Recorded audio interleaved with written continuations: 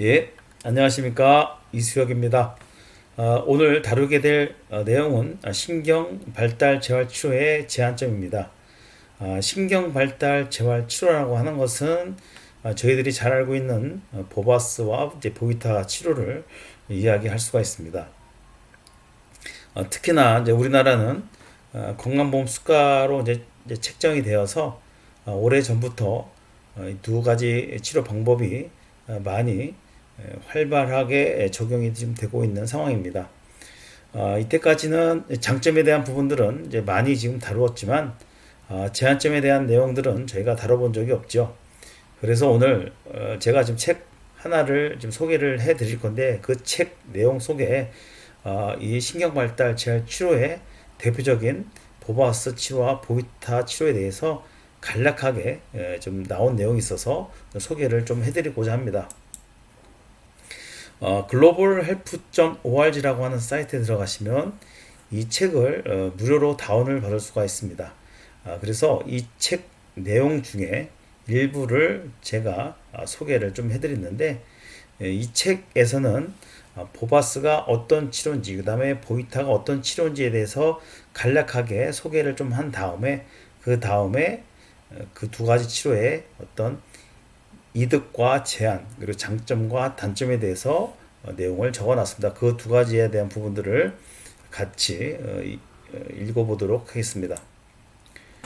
첫 번째입니다. 물리치료를 통해서 내성마비의 움직임을 교정할 수 없다고 여기서 언급하고 있습니다. 그리고 두 번째, 오로지 물리치료만을 통해서 그들의 잠재력을 최대로 끌어줄 수 있는 경우는 거의 없습니다. 대부분 다른 치료 방법이 필요하다고 이야기를 하고 있습니다. 첫 번째도 그렇고 두 번째도 그렇고 오로지 물리치료만을 통해서 내성마비 아이들의 어떤 치료적인 잠재력을 최대한 끌어줄 수는 없다라고 여기서는 주장을 하고 있는 것 같습니다. 세 번째, 근육의 구축이나 뼈의 기형, 균형과 협응력을 향상시킬 수 있는 물리치료 효과는 제한적이라고 나와 있습니다. 계속 동일한 내용입니다. 자, 네 번째, 아동의 신경학적 발달을 촉진하거나 아동이 현재 가지고 있는 잠재력을 최선의 방법으로 사용하도록 가르치는 데 유익합니다. 이 네 번째의 이유 때문에 저희가 지금 신경 발달 재활 치료로 하고 있는 이유이기도 합니다. 자, 다섯 번째입니다. 이동성을 개선함으로써 물리치료는 2차적인 정신 및 심리사회적 지체를 예방할 수도 있습니다. 그러나 치료의 성공 여부는 아동의 신경학적 능력에 달려 있습니다. 여기서 좀 저희가 확인해야 될 것은 여기서 아동의 신경학적 능력에 달려 있다고 하는 것이 어떤 아동의 어떤 능동적인 부분이 아니라 이거는 굉장히 신경학적인 손상에 달려 있다라고 이해를 하시면 됩니다. 최고의 물리치료를 받는다고 해도 신경학적 능력이 부족한 내성마비 아동은 걸 수 없다라고 이야기를 하고 있습니다. 이 부분도 뇌손상의 여부에 따라서 물리치료와 상관없이 내성마비 아동의 어떤 기능적인 상태가 많이 관여가 된다라고 언급을 하고 있습니다. 치료를 맡은 팀은 아동의 물리치료 결과에 대해서 잘못된 희망을 갖지 않도록 주의해야만 합니다라고 언급하고 있습니다. 분명히 이 아동이 신경학적 능력이 떨어지고 부족한데 그리고 신경학적 손상이 큰데도 불구하고 어떻게 해요?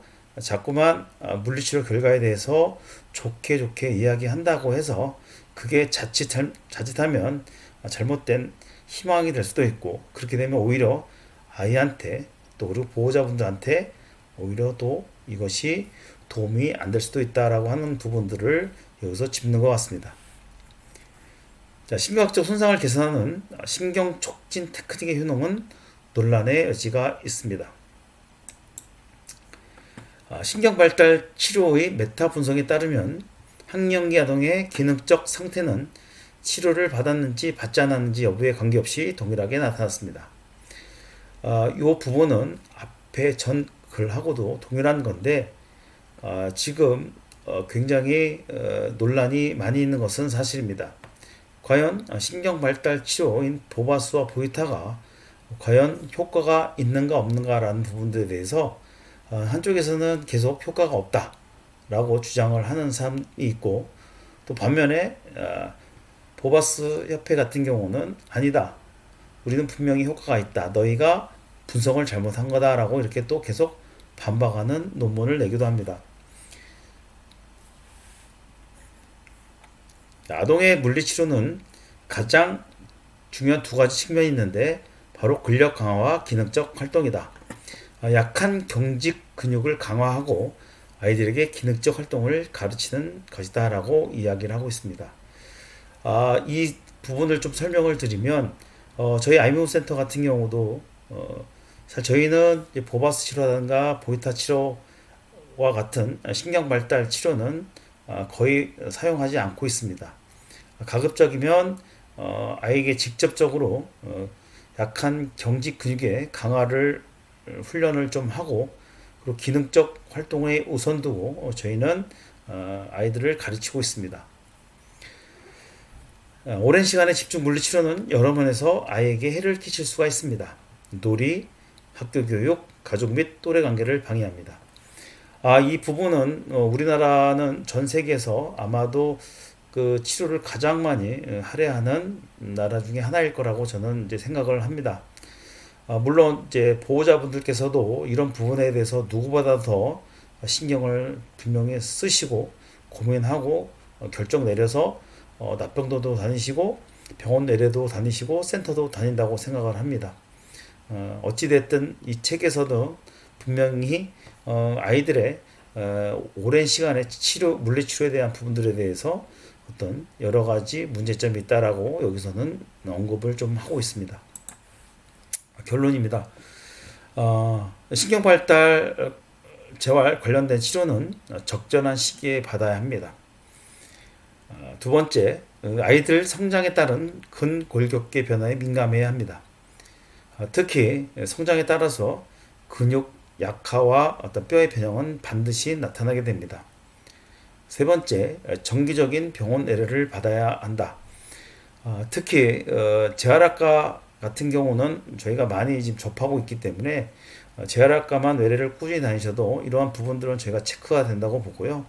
그리고 제가 개인적으로 추천하는 것은 이제 어느 일정한 시기가 되면 소아정형외과도 가셔서 전문적인 상담을 받는 것도 저는 추천을 드립니다.